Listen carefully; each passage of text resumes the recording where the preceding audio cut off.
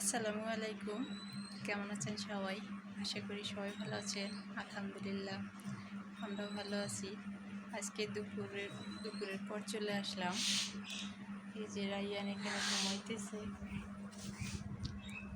ঘুমাইতেছে আর আমি কিছু কাজ করতেছিলাম। এই যে রাইয়ানকে ঘুম পাড়াইয়ে ভাত রান্না করতেছি। মা ভাত চাউলটা বসায় দিয়ে গোসল করতে গেল। আমাকে বললো একটু ভাতটা দেখিও, কারণ আজকে আমাদের বাড়িতে ভাত তরকারি কিছুই রান্না করা হয় নাই। কালকের ভাত ছিল, ওগুলোই খাওয়া হয়েছে। সকালে খাইছি আর দুপুরে আমি কিছু খাইছি, অল্প কটা ছিল, ওগুলো খাইছি। আমি পেট ভরে খাওয়া হয় নাই, তরকারিও ছিল না। তো এই যে ভাত হয়েছে আর ভাতের মধ্যে দিব এই যে ঢেঁড়স ভর্তা করতে বলতেছে। ঢেঁড়স ভাতের মধ্যে দিয়ে সিদ্ধ করে ভর্তা করে খেলে অনেক মজা লাগে। আসলে ঢেঁড়স ভর্তাটা আমার কাছে অনেক মজা লাগে। ঢেঁড়স ভাজি ভর্তা খুবই মজা লাগে।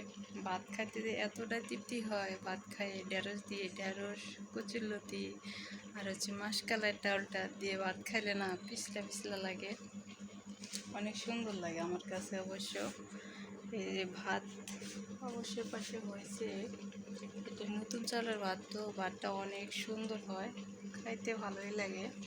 আর এই ভাতের মধ্যে ঢেঁড়স সিদ্ধ করে নিয়ে কাঁচা পেঁয়াজ কাঁচা সরিষার তেল দিয়ে ভর্তা করে খাইতে অনেক মজা লাগে। এই যেগুলো আমাদের গাছের কাঁচামরিচ, এগুলো কিন্তু আমাদের গাছের লাগানো হচ্ছে ঢেঁড়স। তো আজকে দুইটাই সিদ্ধ করে ভর্তা করবো। ঢেঁড়সের সঙ্গে এই কাঁচামরিচও সিদ্ধ দিয়ে, কাঁচা পেঁয়াজ কাঁচা সরিষার তেল দিয়ে খাইলে অনেক মজা লাগে, অনেক ভালো লাগে আমার কাছে। আর ভাতটাও খায় তৃপ্তি পাওয়া যায়।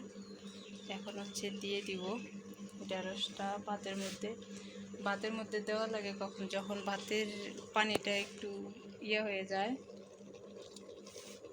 অল্প একটু পানি থাকে, ঢেঁড়স তো অল্পতেই সিদ্ধ হয়ে যায়, বেশি জাল লাগে না।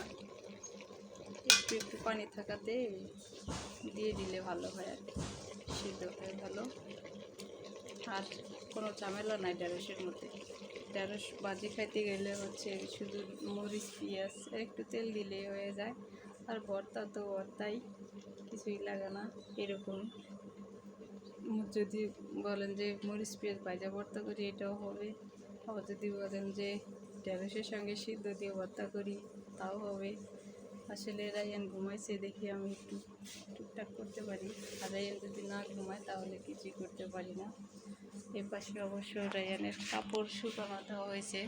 সকালে কিছুটা ধুয়ে শুকাইছি, আর যেগুলো সকাল থেকে দুপুর পর্যন্ত যেগুলো আর কি পেশাব পায়খানা করছে, ওগুলা গোসলের সময় ধুয়ে দিছি।